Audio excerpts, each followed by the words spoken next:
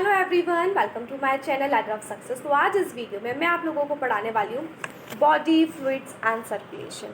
Start करें बच्चों, ठीक है। इस चैप्टर को स्टार्ट कर दूँ मैं। Body fluids and circulation. देखो, सबसे इंपॉर्टेंट चीज़ है कि आपके पास क्या होना चाहिए, आपके पास बुक होना चाहिए। यस, ठीक। बुक रखना है, पेन रखना है अपने साथ, कलर पेन रखना है, जो भी जिससे भी आप इसमें मार्क करते हो, जो भी करते हो, तो उस तरीके से आपको क्या करना है कि इसको अपने पास रखना है और उसमें नोट करते जाना है, समझते जाना है, अपनी बुक को भी साथ में देखते जाना है। ठीक है, स्टार्ट कर दूँ मैं। चलो आज का चैप्टर स्टार्ट करते हैं।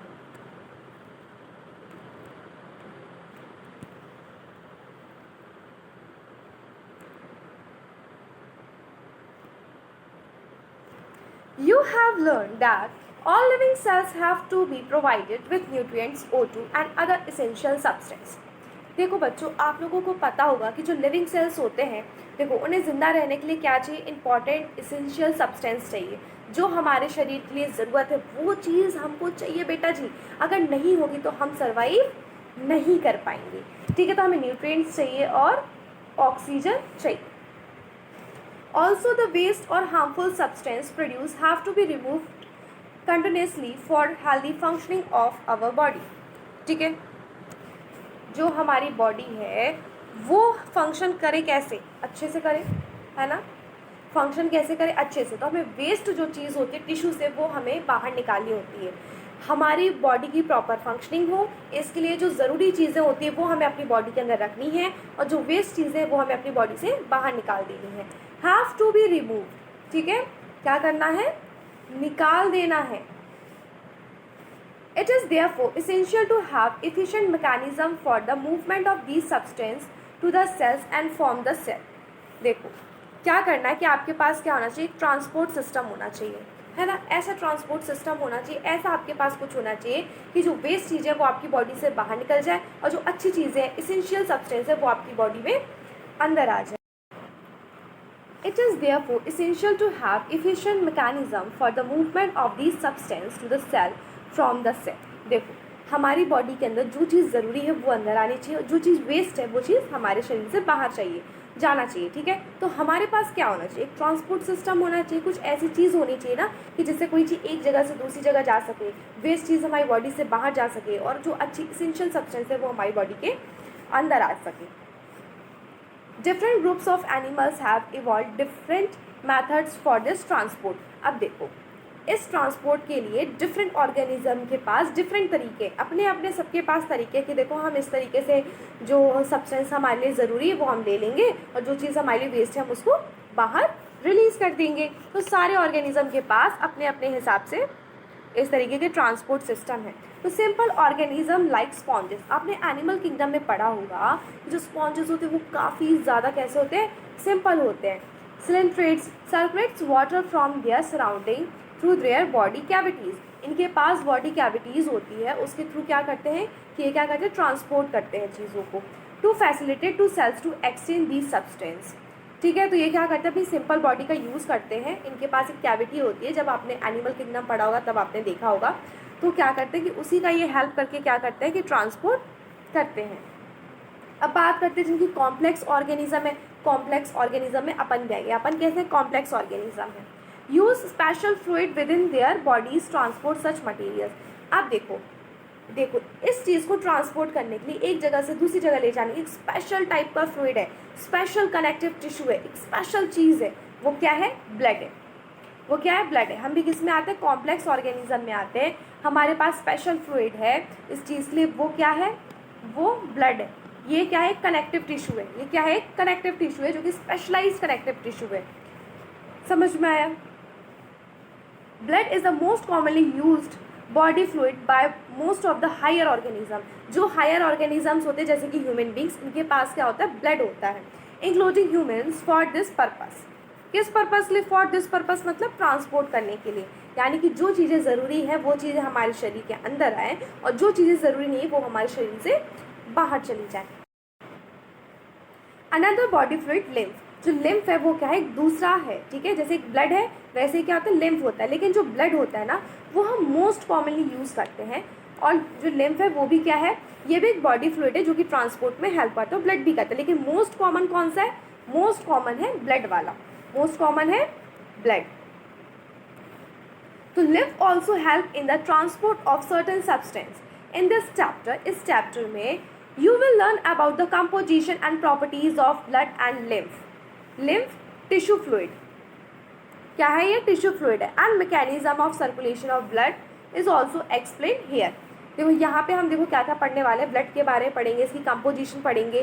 तो जो ये चैप्टर है ना मेनली ये ब्लड के बारे में, कि ब्लड होता क्या है, ये सर्कुलेट कैसे करता है चीज़ों को, ठीक है, अच्छी इसेंशियल चीज़ों को हम लेते कैसे, अपनी बॉडी से बाहर कैसे निकालते, एक ट्रांसपोर्ट का काम कैसे करता है, ठीक है। तो ये सारी चीज़ें हम पढ़ेंगे, ब्लड के बारे में पढ़ेंगे हम सब कुछ, और लिम्फ के बारे में थोड़ा सा पढ़ेंगे। जो ब्लड होता है वो मोस्टली यूज़ होता है, तो जो मैक्सिमम चैप्टर है उसमें सिर्फ ब्लड के बारे में ही दिया है पूरा का पूरा, थोड़ा सा बस बताया कि लिम्फ क्या होता है, ठीक है। स्टार्ट करें। अभी तो इंट्रोडक्शन चल रहा था चैप्टर का, है ना, चल रहा था ना, अब एक्चुअल में स्टार्ट हो रहा है हमारा चैप्टर। देखिए जो ब्लड है, स्टार्ट कर रहे हैं अपन, ठीक है। Blood is a special connective tissue. ये क्या है बच्चों, जो ब्लड होता है वो कनेक्टिव टिश्यू होता है, लेकिन किस टाइप का होता है, स्पेशल कनेक्टिव टिश्यू होता है, जिसमें कि फ्लूइड मैट्रिक्स होता है, प्लाज्मा होता है, फॉर्म्ड एलिमेंट्स होते हैं, ये सारी चीज़ें इसमें होती हैं, ठीक है। अब देखो जो चीज़ बच्चा कनेक्टिव टिश्यू होता है, आपने पता होगा, आपको क्या पता होगा कि जो कनेक्टिव टिश्यू होता है इसका ऑरिजिन कैसा होता है, मीजोडर्मल। कैसा होता है, मीजोडर्मल होता है ना। तो जो ब्लड है वो भी कनेक्टिव टिश्यू है, तो ब्लड का भी ऑरिजिन क्या होगा, मीजोडर्मल होगा। अब बात करते हैं प्लाज्मा की। Plasma is a straw coloured viscous fluid, ठीक है, जिसके पास 55% है ब्लड का, ठीक है, और 90 से 92% क्या है, प्लाज्मा में क्या है, पानी है, और प्रोटीन्स है 6 से 8%। अब इसका क्या मतलब है, इसका मतलब ये है कि बेटा जी हमारे पास क्या है, ब्लड है, इतना समझ में आया क्या है, ब्लड है। अब ब्लड में प्लाज्मा होता है, क्या होता है, प्लाज्मा होता है, और क्या होता है, फॉर्म्ड एलिमेंट्स होते हैं बेटा जी, क्या होता है, फॉर्म्ड एलिमेंट्स, ठीक है, यहाँ तक समझ में आए। तो अब ये बोल रहा है कि जो ये प्लाज्मा है ना, ये कितना है, ये हमारे पास 55% है, और जो फॉर्म्ड एलिमेंट्स है वो 45% होते हैं। जो प्लाज्मा होता है इसमें वाटर होता है, ठीक है, और क्या होता है, प्रोटीन होते हैं, क्या होता है, प्रोटीन होते हैं। तो जो ये वाटर होता है ये होता है कितना, 90 से 92%, और जो प्रोटीन होते हैं वो होते हैं 6 से 8%। फिब्रिनोजन, ठीक है, फिब्रिनोजन जो होता है ये प्रोटीन है, ये क्या है, प्रोटीन है। मैंने आपको बताया कि जो बेटा जी प्लाज्मा होता है उसमें क्या होता है, वाटर होता है और प्रोटीन होता है, ये बताया मैंने। वाटर होता है 90 से 92%, और जो प्रोटीन होता है वो होता है 6 से 8%। तो हमें 3 टाइप्स के प्रोटीन पढ़ने, कितने टाइप्स के, 3 टाइप के। तो पहला है फिब्रिनोजन, ये क्या करता है, ब्लड को क्लॉट करता है, क्या करता है, खून को जमा देता है, ठीक है। ग्लोब्यूलिन्स, ग्लोब्यूलिन्स क्या करता है, डिफेंस में हेल्प करता है। एल्ब्यूमिन्स ये ऑस्मोटिक बैलेंस बनाने में हेल्प करता है। आर द मेजर प्रोटीन्स, ये 3 क्या है, मेजर प्रोटीन्स हैं। प्रोटीन्स कितने हैं, 6 to 8% हैं, ठीक है। और ये 3 आपको याद होना चाहिए, फिब्रिनोजन है, ग्लोब्यूलिन्स है, एल्ब्यूमिन्स है। फिब्रिनोजन का क्या काम है कि ये ब्लड को क्लॉट कर देता है, जमा देता है। ग्लोब्यूलिन्स क्या करता है, डिफेंस करता है। एल्ब्यूमिन्स क्या करते हैं, ऑस्मोटिक बैलेंस को मेंटेन करके रखता है।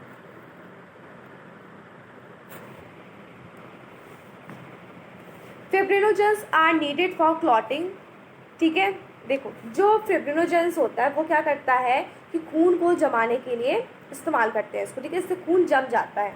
Globulins primary are involve in defence mechanism, यही चीज़ मैंने बताई थी आप लोगों को कि जो ग्लोब्यूलिन्स होते हैं वो डिफेंस मैकेनिज्म में हेल्प करते हैं, और जो एल्ब्यूमिन्स होते हैं वो ऑस्मोटिक बैलेंस मेंटेन करते हैं, ठीक है। यही चीज़ मैंने आपको इनके बारे में बताई थी। Plasma also contain small amount of minerals, और जो प्लाज्मा होता है वो छोटे छोटे अमाउंट्स में क्या करता है, मिनरल्स भी उसके पास होते हैं।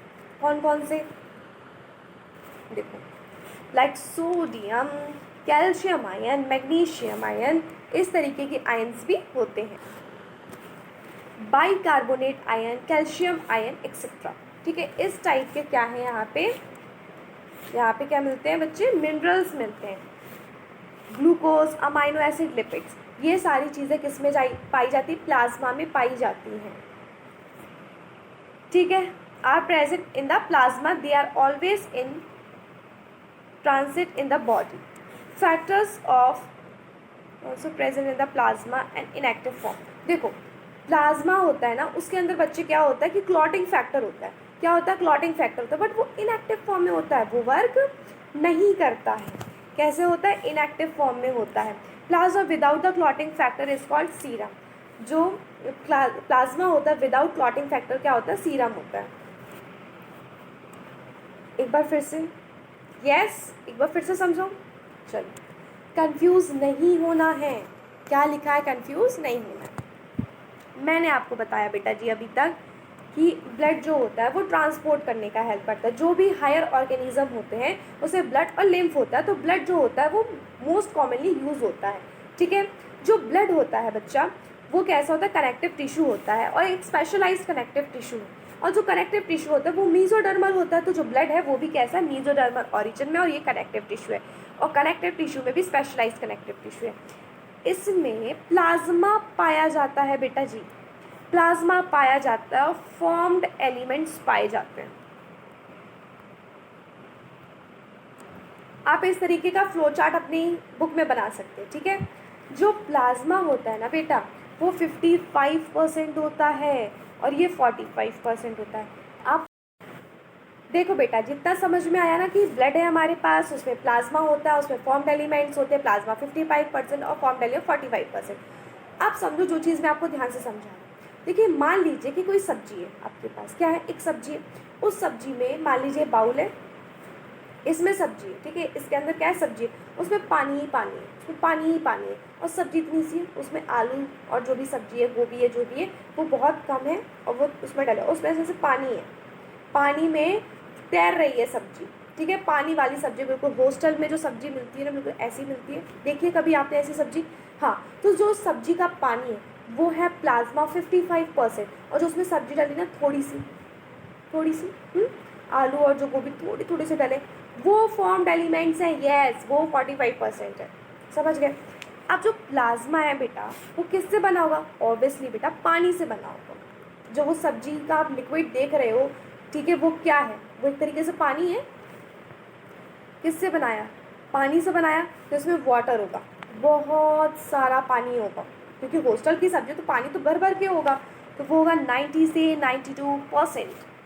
कैसा होगा बेटा जी, 90 से 92%, 90 से 92%। ठीक है, अब देखिए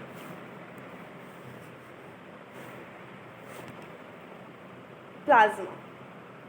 ठीक है, प्लाज्मा में होता है पानी, प्लाज्मा में होता है प्रोटीन्स, और प्लाज्मा में वैसे मिनरल्स और न्यूट्रिएंट्स भी होते हैं।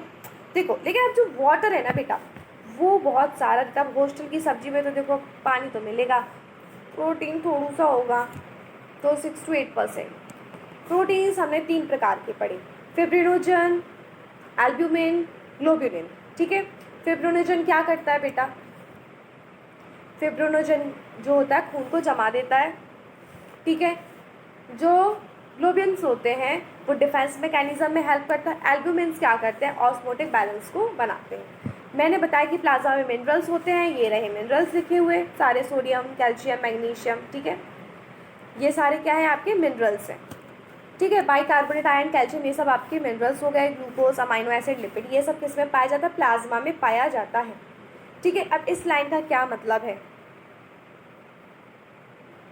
देखो जब आप लोगों को मैं ये बताऊंगी ना कि ब्लड जो होता है कैसे जमता है, कैसे क्लॉट होता है, जब आपको चोट लग जाती है। ठीक है, मान लीजिए कि आपको कहीं पे चोट लगी, मान लीजिए आपको यहाँ पे चोट लगी, अब यहाँ से बहुत सारा ब्लड निकल रहा है, बहुत सारा ब्लड निकल रहा है। ठीक है, क्या हो रहा है, बहुत सारा ब्लड निकल रहा है, यहाँ से बहुत सारा आपको ब्लड निकल रहा है, तो आपका खून जमना ज़रूरी है। यहाँ पे एक नेट बन जाएगा, एक थक्का बन जाएगा खून का यहाँ पे, ताकि जो होगा आपका जो ब्लड है वो लॉस ना हो।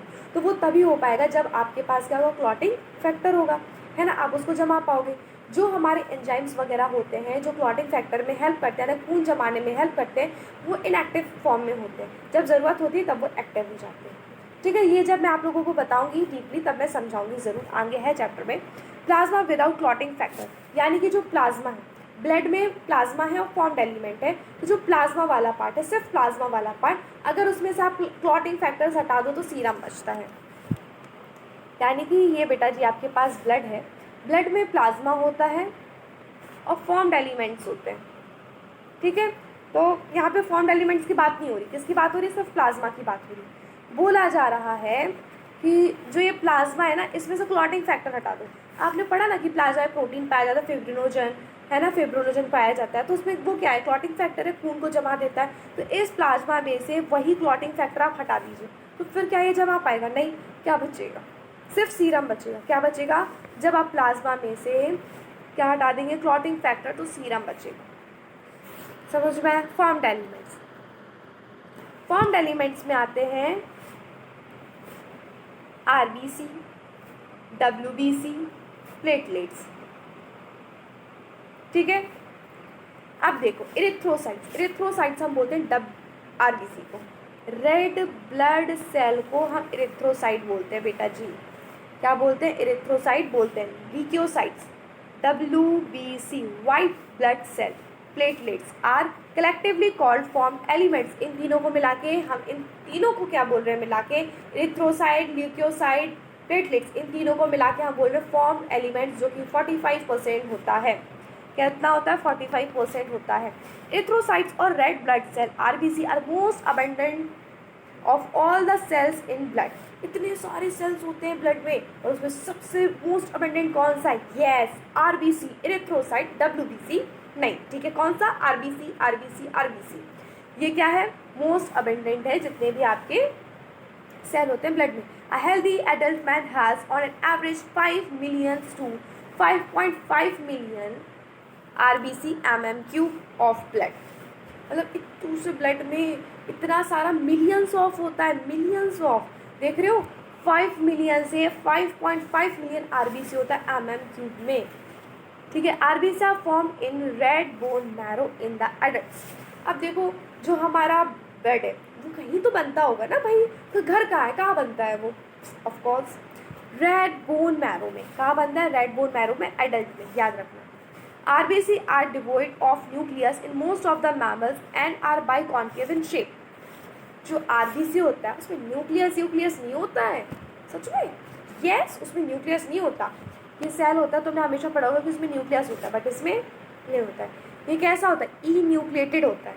कभी नोटिस किया कि ई न्यूक्लिएटेड ही बोलते हैं, है ना, ए न्यूक्लिएटेड क्यों नहीं बोलते थे, हमेशा ई से स्पेलिंग स्टार्ट करते हो तो ई न्यूक्लिएटेड बोलते हैं, ए न्यूक्लिएटेड क्यों नहीं बोलते आरबीसी को, बेटा जी वो इसलिए नहीं बोलते, देखो जब आरबीसी एकदम नन्ना मुन्ना सा होता है, बहुत छोटू सा होता है, जब बिल्कुल नया नया फ्रेश उसने बिल्कुल आरबीसी बनाई है, उसके पास होता है, क्या होता है, उसके पास होता है न्यूक्लियस। उसके बाद उसके ऊपर बढ़ता है काम का बहुत सारा लोड, उसे करना पड़ता है बहुत सारी चीज़ें, ट्रांसपोर्ट। तो वो कहते हैं यार मेरे घर में बिल्कुल जगह नहीं, निकाल दो, फेंक दो अपना न्यूक्लियस निकाल के, वो न्यूक्लियस निकाल के फेंक देता है ताकि वो ट्रांसपोर्ट कर पाए चीज़ों को। तो उसके बाद फिर उसमें क्या होता है, न्यूक्लियस नहीं होता है, इसलिए हम इसे ई न्यूक्लिएटेड बोलते हैं। ए न्यूक्लिएटेड तो ये हो जाता है बेटा, अगर ए से अगर आप लिखते हैं ना ए न्यूक्लिएटेड, दैट मीन्स उसमें कभी न्यूक्लियस था ही नहीं। बट ई न्यूक्लिएटेड ये बता रहा है कि उसमें न्यूक्लियस था उसमें न्यूक्लियस, बट अपने काम के लिए उसने बिल्कुल त्याग दिया अपना न्यूक्लियस कि वो ट्रांसपोर्ट कर पाए, समझे।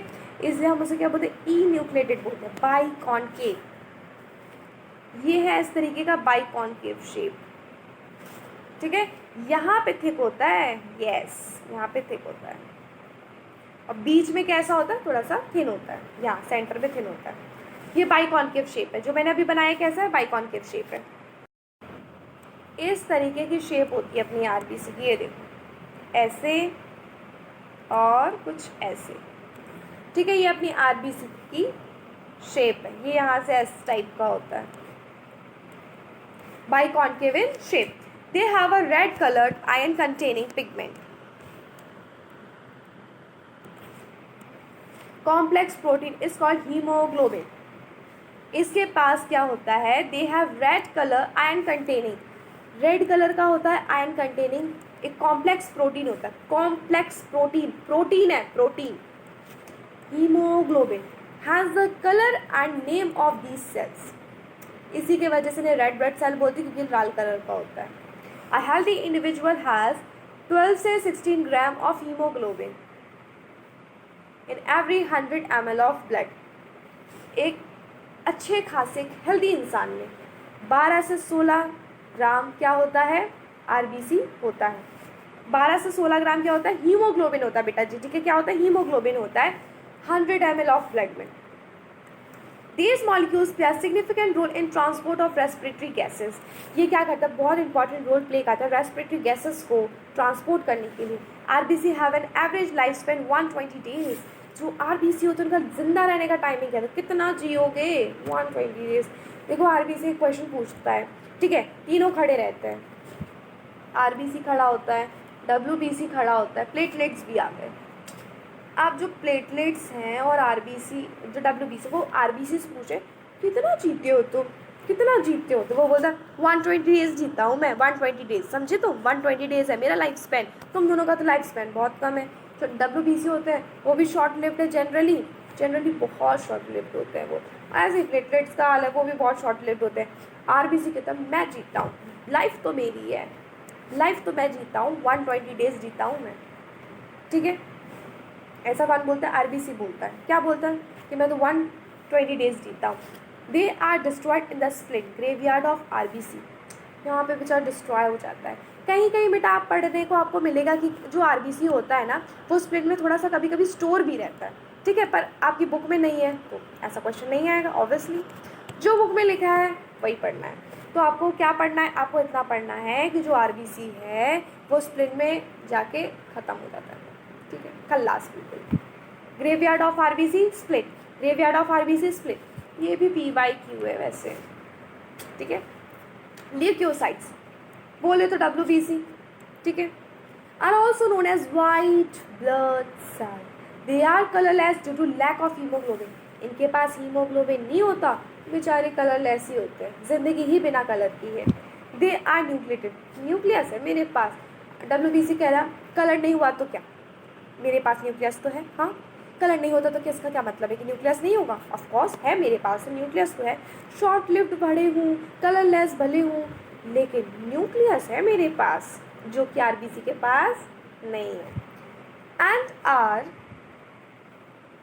Relatively lesser in number which average 6000 से 1000 mm³ ऑफ ब्लड। जो आरबीसी है ना उसका ज़्यादा बहुत होता है, मतलब जो नंबर होता है ना बहुत ज़्यादा होता है आरबीसी का, मतलब बहुत, लेकिन डब्ल्यूबीसी का उतना नंबर नहीं होता है, ठीक है, डब्ल्यूबीसी का जो नंबर है उतना ज़्यादा नहीं होता है, आरबीसी का जो नंबर है वो ज़्यादा है और इसका जो नंबर है वो कम है। अब एक बात बता दो कि तुम लोगों में से कितने लोगों ने बुक खोल रखी है, ये तो बता दो मुझे। खोल रखी है तुम लोगों ने बुक, बता दो, नहीं कि तुम लोग बस ऐसे लेक्चर देखने बैठ गए हो, ना कोई कॉपी, ना कोई रफ कॉपी, ना बुक, ना पेन, कोई मतलब नहीं, बस देख लिया। कितनों के पास बुक है अपनी, बता दो। मैंने खोल रखी है, ये देखो, पढ़ा तो मैं स्क्रीन से रही हूँ, बट ये मैंने बोला है ना खोल के रखने के लिए, जो चीज़ मैं समझा रही हूँ, जो भी लाइन आपको समझ में नहीं आ रही है उसे खोलो, उसको मार्क करो, ठीक है। वैसे तो मैं स्क्रीन से पढ़ा रही हूँ तो मैं बुक देख ही नहीं पा रही हूँ, बट स्टिल तुम लोगों को अपनी बुक खोलना है और उसमें नोट डाउन करते जाना है। चलो आगे बढ़ूँ। Leucocytes are generally short lived, मैंने बताया था ना कि इनकी लाइफ काफ़ी छोटी सी होती है। We have 2 main categories of WBC, उसकी 2 मेन कैटेगरी है, ग्रैनुलोसाइट, एक ग्रैनुलोसाइट। कौन कौन सी 2 कैटेगरीज होती हैं, बोलना नहीं है तुम लोगों को बिल्कुल, ग्रैनुलोसाइट, ठीक है, हाँ बोलो तो, बोलना ही नहीं है। इसका मतलब क्या होता है जानना चाहोगे? ऐसा तो नहीं सोच रहे हो कि ये सब मोह माया है। चलो देखो, जिसमें हो ग्रेन्यूल्स, ग्रेन्यूल्स ग्रेन्यूल्स ग्रेन्यूल्स, वो क्या है, ग्रेन्यूलोसाइट, जिसमें ग्रेन्यूल्स हैं। तो मान लो कि फेस पे पिंपल हो रखे हैं, बहुत सारे पिंपल हो रखे हैं एकदम फेस पे, तो क्या है, ग्रेन्यूलोसाइट है। और जिसका फेस पे पिंपल नहीं है वो ग्रेन्यूलोसाइट है। समझ गए? न्यूट्रोफिल्स, इसिनोफिल्स, बेसोफिल्स, तीनों are different types of granulocyte, यानी कि इनके फेस पे पिंपल है। अब याद कैसे रखें कि उसके फेस पे पिंपल है? कभी कार्टून देखा है वो बेन 10 वाला? नहीं देखा? सच में नहीं देखा? देखा तो होगा तुमने अपने टाइम पे कभी। चलो मैं बता देती हूँ। एक कार्टून आता था, उसके पास एक घड़ी होती थी, ठीक है, और वो उस घड़ी को प्रेस करता था तो जिस टाइप का उसमें डिज़ाइन होता था वैसा वो बन जाता था। अब जिसने देखा होगा उसको समझ में आया होगा, जिसने नहीं देखा तो कोई बात नहीं, बट इतना समझ लो कि उसका नाम था बेन 10, बेन PEN 10, बेन 10, इस तरीके का था। काफ़ी पहले देखा था मैंने भी। अब देखो इसको याद कैसे करना है तुमको। B for basophil, N for neutrophils और E फॉर इसिनोफिल्स। तो ये हो गया बेन 10, ठीक है। नहीं, पहले B है, फिर E है, फिर N है। तो B4 है बेसोफिल्स, E4 है इसिनोफिल्स और N4 है न्यूट्रोफिल्स। ये हो गया बेन 10। बेन बस याद कर लो, बेन 10, उसमें ऐसे ही था, ठीक है। न्यूट्रोफिल्स ये सब क्या है, ग्रेनुलोसाइट है। इनके फेस पे पिंपल है, तो मैं ऐसा समझो कि बेन 10 के जो फेस पे ना पिंपल हो गए हैं। तो BEN, B for basophil, E for eosinophil और N फॉर न्यूट्रोफिल्स। हो सकता है याद हो जाए तुमको, वरना और ट्रिक्स होती है बहुत सारी, कमेंट करो मेरे को। While lymphocytes and monocytes are granulocyte. Lucky हैं बहुत, पिंपल ही नहीं आते फेस पे। वाओ, लकी कम लोग होते हैं एक्चुअली। तो इसीलिए यहाँ पे भी 2 ही लोग हैं जिन्हें पिंपल्स नहीं है फेस पे, एक लिम्फोसाइट, एक मोनोसाइट। चलो मोनू, लिम्फोसाइट से तो मोनू याद कर लो कि मोनू है कोई बेचारे, उसको तो पिंपल ही नहीं है। लिम्फोसाइट कैसे याद करोगे? लिम्फोसाइट कर लोगे तुम, और क्या, भरोसा है मुझे कि कर लोगे। लिम्फोसाइट और मोनोसाइट एक ग्रेनुलोसाइट है, कर लोगे, मुझे पता है।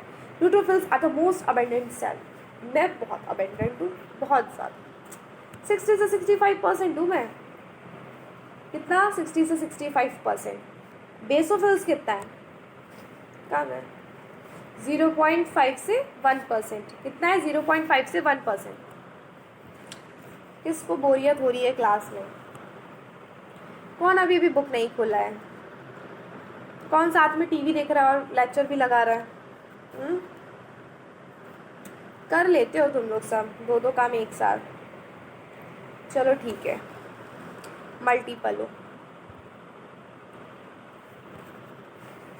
Neutrophils and monocyte. देखो जो मोनोसाइट होता है वो होता है 6 से 8%। एक जगह और पढ़ा था अपन ने 6 से 8%। कहाँ? याद नहीं आ रहा, नहीं आ रहा, सच में नहीं आ रहा। कोई बात नहीं, नहीं आ रहा होगा तुमको याद। जो प्रोटीन्स होते हैं ना, अभी मैंने बताया ना प्लाज्मा में प्रोटीन पाए जाते हैं, वो भी 6 to 8% होते हैं। और जो मोनोसाइट है वो भी 6 to 8% है। आ गया, याद आ गया। क्लास में वापस आ जाओ थोड़ा सा तुम लोग, ठीक है। जो न्यूट्रोफिल्स होते हैं और मोनोसाइट होते हैं, उनको बिल्कुल काम दे दिया है लड़ाई करने का, ठीक है। ये बिल्कुल लड़ाई करेंगे, हमारी बॉडी को डिफेंस देंगे। तो अब जो ये है, ये फैगोसाइटिक है। ये क्या करते हैं? डिस्ट्रॉय करते हैं फॉरेन ऑर्गेनिज्म को जो हमारी बॉडी में घुसते हैं, हमें डिस्ट्रॉय करते हैं, उसको ये डिस्ट्रॉय कर देते हैं। बेसोफिल सिक्रीट हिस्टामिन, सेरोटोनिन और हेपारिन। बेसोफिल क्या क्या सिक्रीट कर रहा है? 3 चीज़ें सिक्रीट कर रहा है। वो तीनों चीज़ें तो हमें याद होना चाहिए, जो बुक में लिखा है वो सब याद होना चाहिए। वैल्यूज़ और यूनिट्स, डायग्राम, एक एक लाइन, सब कुछ। Histamine, serotonin, heparin and are involved in inflammatory reactions. Eosinophils 2 से 3% होता है।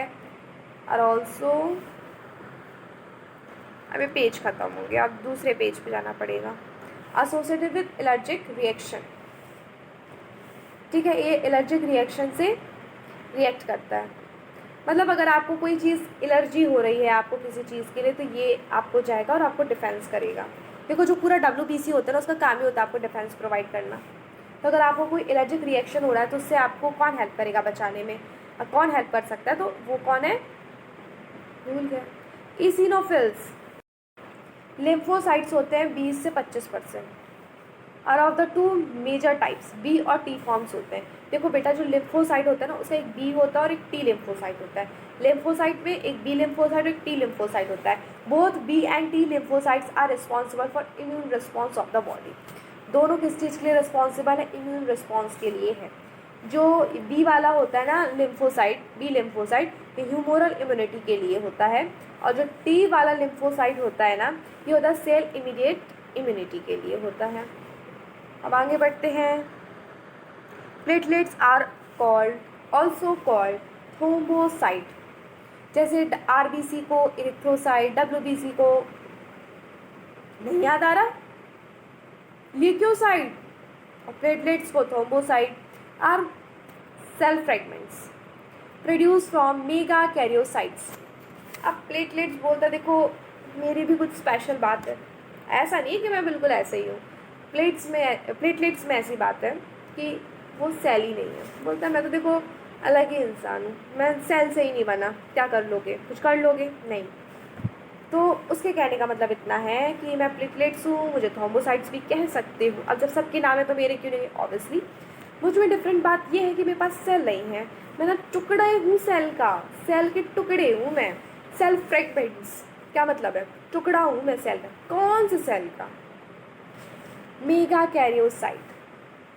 Cell fragments produce from megakaryocyte से जो सेल फ्रेगमेंट्स टुकड़न है जो सेल की, उससे प्लेटलेट्स बन रहे हैं। Special cells in the bone marrow, special cell होते हैं बोन मैरो में megakaryocyte. Blood normally contains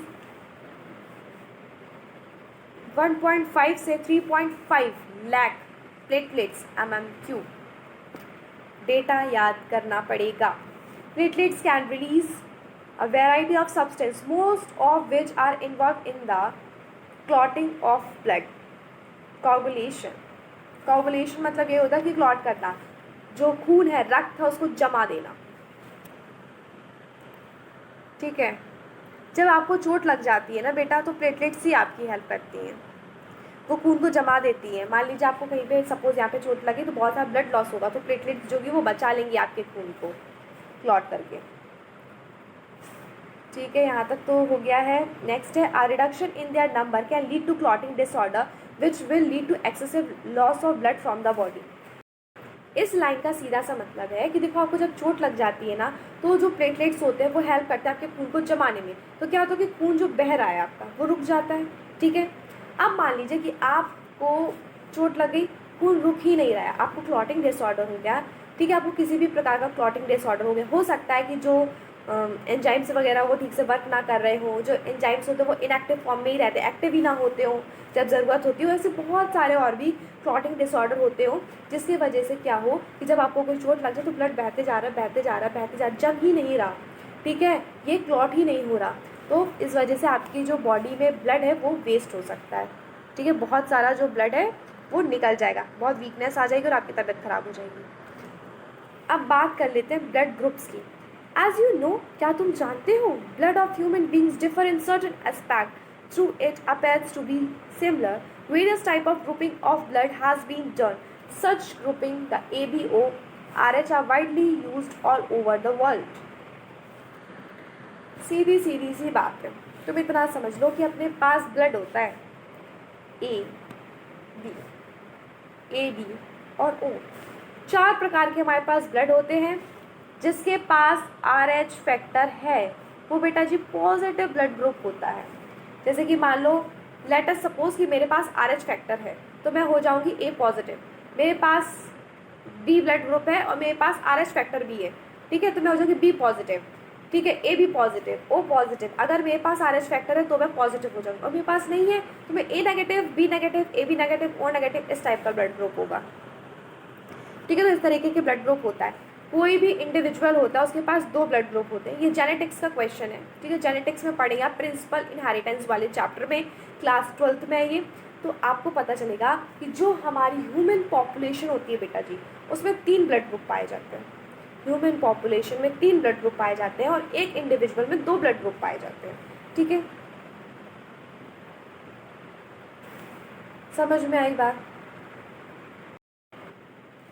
देखो बेटा, एक इंडिविजुअल के पास 2 ब्लड ग्रुप पाए जाते हैं, ठीक है, लेकिन उसमें से एक होता है जो क्या करता है, एक्सप्रेस करता है, जो डोमिनेंट वाला होता है वो अपने आप को क्या करता है, एक्सप्रेस करता है।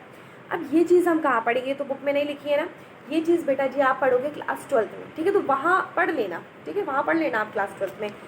अभी का पढ़ो, कोई बात नहीं, हेडेक नहीं लेने का, अभी यहाँ का पढ़ लो, ठीक है, हेडेक नहीं लेने का बिल्कुल, अचानक से ये क्या बता दिया, रिलैक्स, अभी का पढ़ लो बस।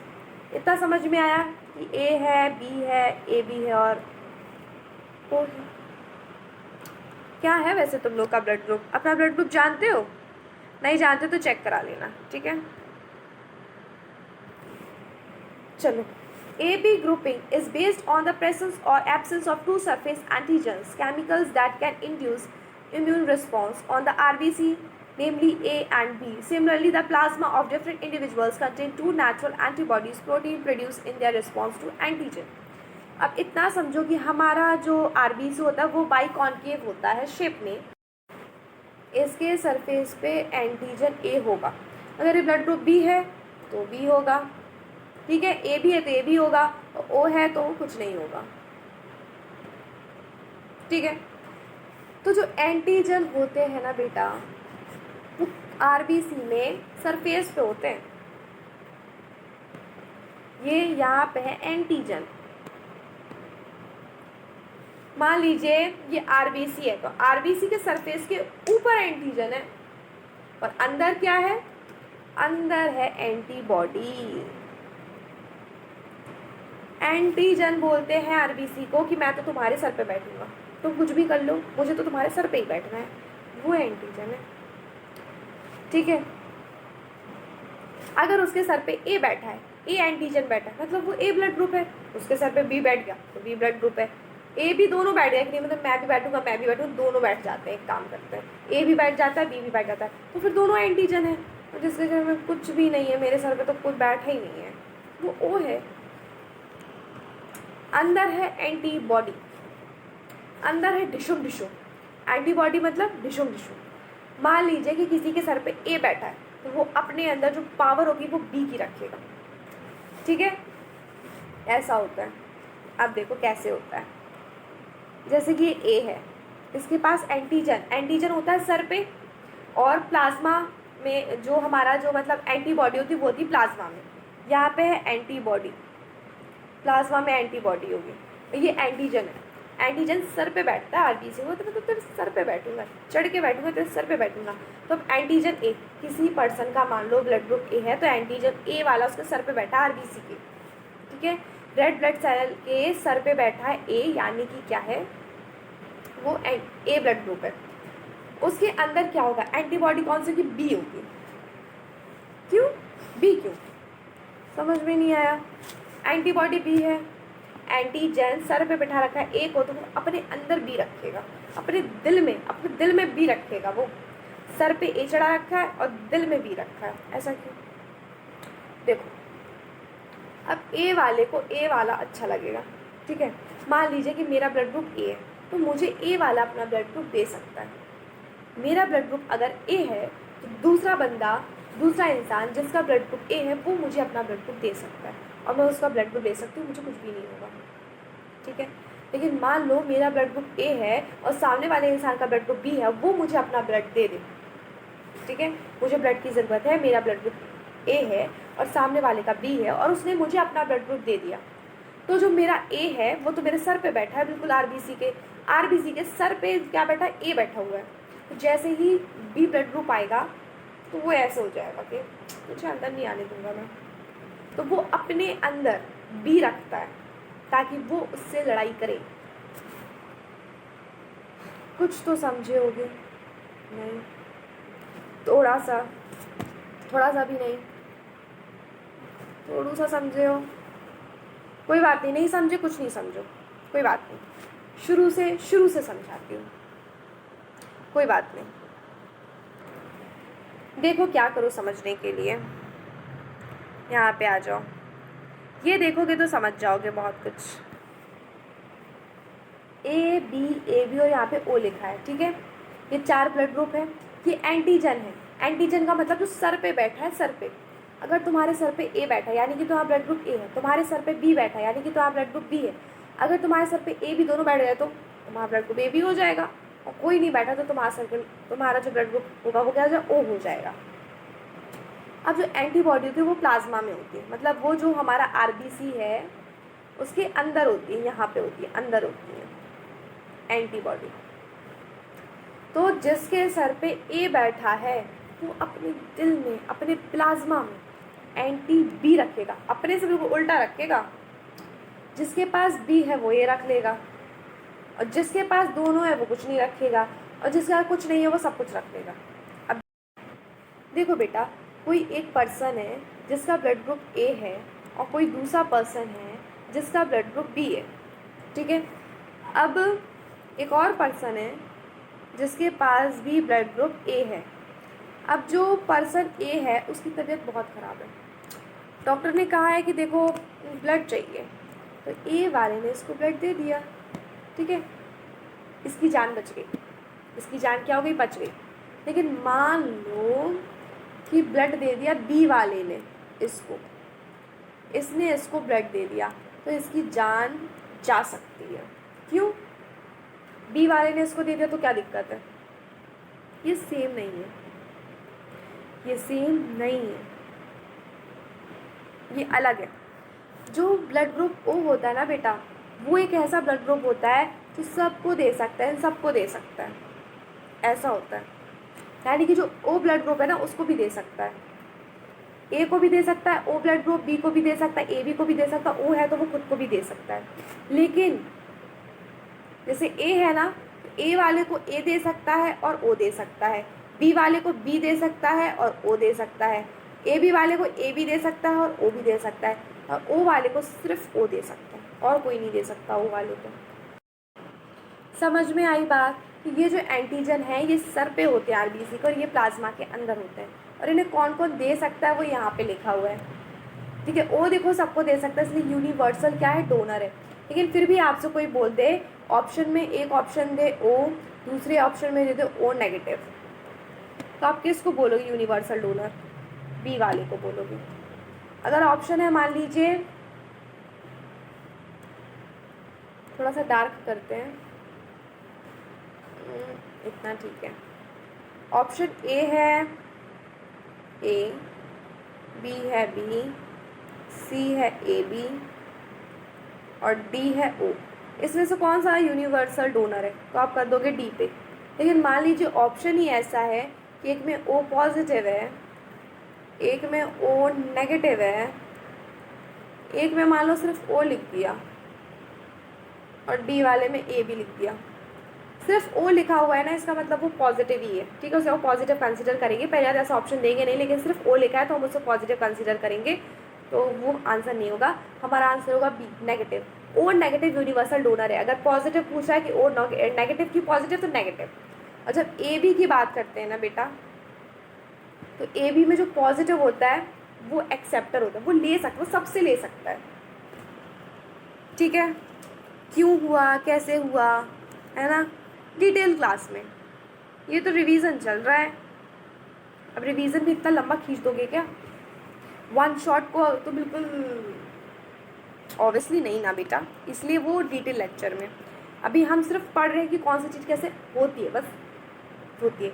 लॉजिक डिटेल क्लास में। From the above mentioned table is evident that O blood can be donated to person with any other blood group and their group hands O group individual is called universal donor। और इसमें आप अपनी book में लिख लो कि O negative, universal recipient यानी कि acceptor जो ले सकता है वो ए बी पॉजिटिव होता है। इसमें ए बी पॉजिटिव लिख दो साथ में, इतना तो लिख ही सकते हो। R H grouping,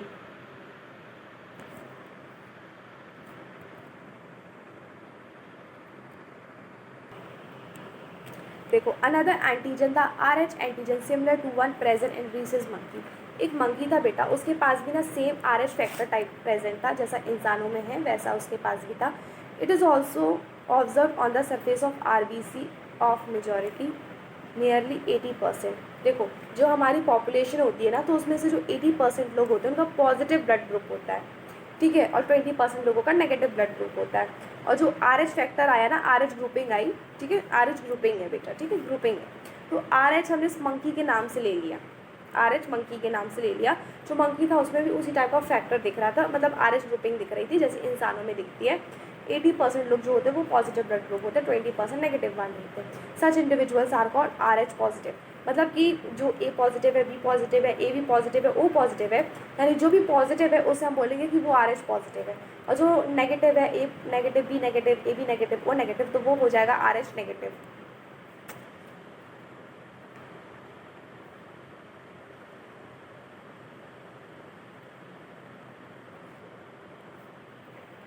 An RH negative person is expose to RH positive blood.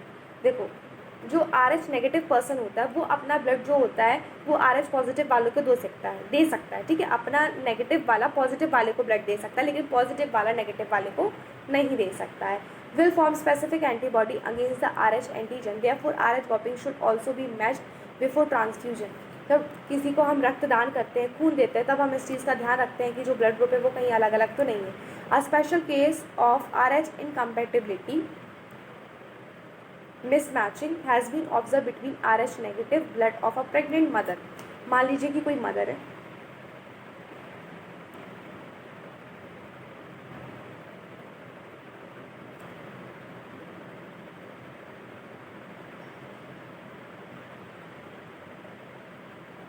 ठीक है, ये मदर है,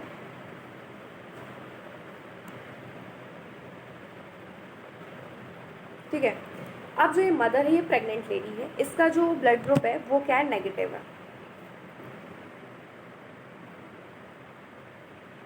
नेगेटिव है बेटा,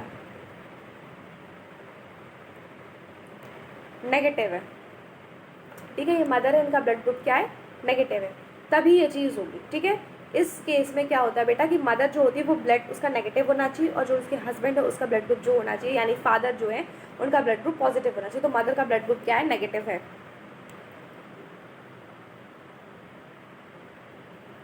ठीक है।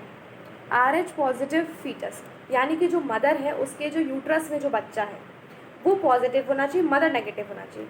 अभी इतना याद रखो, बच्चा पॉजिटिव होना चाहिए, मदर नेगेटिव होना चाहिए, तभी ये चीज़ होगी।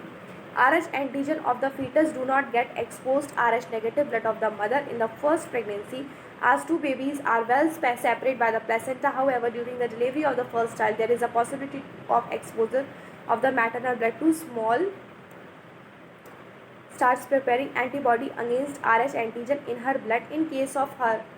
देखो, ये सब जो कुछ भी लिखा है ना, इसे हम बोलते हैं इरिथ्रोब्लास्टोसिस फिटालिस, इरिथ्रोब्लास्टोसिस फिटालिस। देखो बेटा, इसमें क्या है कि जो मदर है वो प्रेग्नेंट लेडी है, यानी कि वो गर्भवती स्त्री है, वो प्रेग्नेंट लेडी है, और प्रेग्नेंट लेडी जो है उसका ब्लड ग्रुप क्या होना चाहिए, नेगेटिव होना चाहिए, बच्चे का पॉजिटिव होना चाहिए, और जो फादर है उनका भी पॉजिटिव ब्लड ग्रुप है, यानी कि जो बेटा मदर है ना उसका ब्लड ग्रुप नेगेटिव होना चाहिए, पापा का ब्लड ग्रुप पॉजिटिव होना चाहिए। अब जो इसका बच्चा है यूट्रस में है अभी, ठीक है, मदर के वूम के अंदर है, यूट्रस के अंदर है, यानी बॉडी के अंदर है, वो कैसा पॉजिटिव है। यहाँ पे तुम क्लियरली देख पा रहे हो कि मदर नेगेटिव है और बच्चा पॉजिटिव है। इस केस को ही हम क्या बोलते हैं, इरिथ्रोब्लास्टोसिस फिटालिस। इसमें क्या होता है कि देखो, जब डिलीवरी होती है तो जो वल्वा के आसपास के जो टिश्यू होते हैं ना वो रैप्चर कर जाते हैं। उससे क्या होता है कि जो मदर का ब्लड होता है वो बच्चे के ब्लड के साथ मिक्स हो सकता है, और अगर ये मिक्स होगा तो ये चीज़ क्या है, गड़बड़ है। क्यों? क्योंकि मदर जो है वो पॉजिटिव ब्लड ग्रुप की है, यानी RH पॉजिटिव है, और जो बच्चा है वो RH नेगेटिव है। जब ऐसा होता है तो क्या होता है कि मदर की बॉडी में तो नेगेटिव नहीं था ना, RH नेगेटिव नहीं थी, वो जो मदर है वो बेटा RH नेगेटिव है, RH नेगेटिव है, और जो बच्चा है वो है RH पॉजिटिव। ये है बच्चा, ठीक है, फीटस है यूट्रस के अंदर, वो RH पॉजिटिव है। अब जब डिलीवरी होगी, जो ब्लड मिक्स होगा, तो क्या होगा कि ये जो RH फैक्टर है वो मदर की बॉडी में गया, तो मदर की बॉडी एकदम लड़ने के मोड में आ जाए, क्योंकि नहीं, मेरी बॉडी में अजनबी चीज़ कैसे आ रही है, ठीक है। तो उसको डिस्ट्रॉय करने के लिए वो एंटी RH बना के रखेगी कि मैं इसको डिस्ट्रॉय कर दूँगी, ख़त्म कर दूँगी, भगा दूँगी।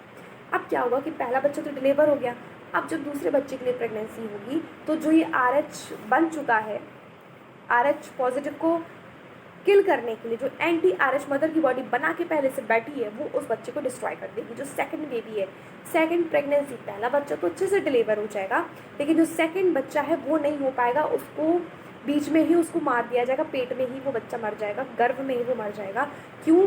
क्योंकि उसके पास, मदर के पास क्या है, पहले से उसकी एंटीबॉडी बैठी हुई है। वो कब बनी थी? पहले बच्चे के टाइम पे बनी थी और सेकंड बच्चे को वो किल कर दी थी।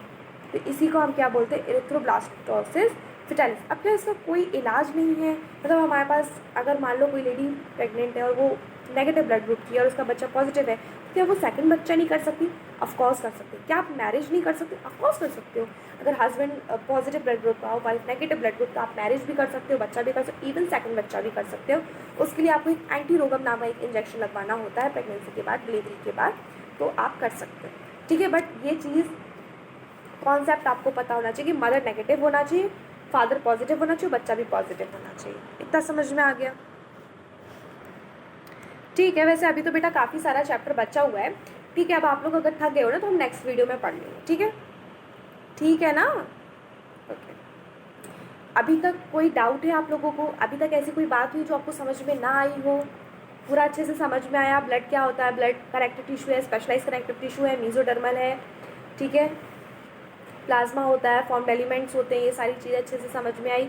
ये वाला केस अच्छे से समझ लो कि जो मदर होती है उसका फर्स्ट बच्चा अच्छे से डिलीवर हो जाएगा, सेकंड बच्चा जब होगा तब उस पर प्रॉब्लम होगी, क्योंकि जो मदर की बॉडी है वो एंटी आरएच बना के बैठी है, टिश्यू बना के बैठी है कि मैं किल कर दूँगी बिल्कुल। ठीक है, ऐसा नहीं है कि नेगेटिव वुमेन से आप शादी कर सकते हो जो नेगेटिव ब्लड की है, कोई दिक्कत नहीं होती, बस एक इंजेक्शन लगता है, ठीक हो जाता है सब कुछ। मैरिज भी कर सकते हो आप, सेकंड बेबी भी कर सकते हो, तो कोई दिक्कत नहीं होती है। ठीक है, कोई बात नहीं, समझ में नहीं आया होगा, नेक्स्ट क्लास में मैं समझा दूंगी, दोबारा से समझा दूंगी। ठीक है, I hope you like my video, thank you for watching. मिलते हैं बच्चों नेक्स्ट वीडियो में। जितना पढ़ा उसको रिवाइज करते रहना, ठीक है, भूल जाओगे। रिवाइज करना, एक बार खुद से बुक को रीड कर लेना, एक बार खुद से भी पढ़ने की कोशिश करना। ठीक है, ऑल द बेस्ट।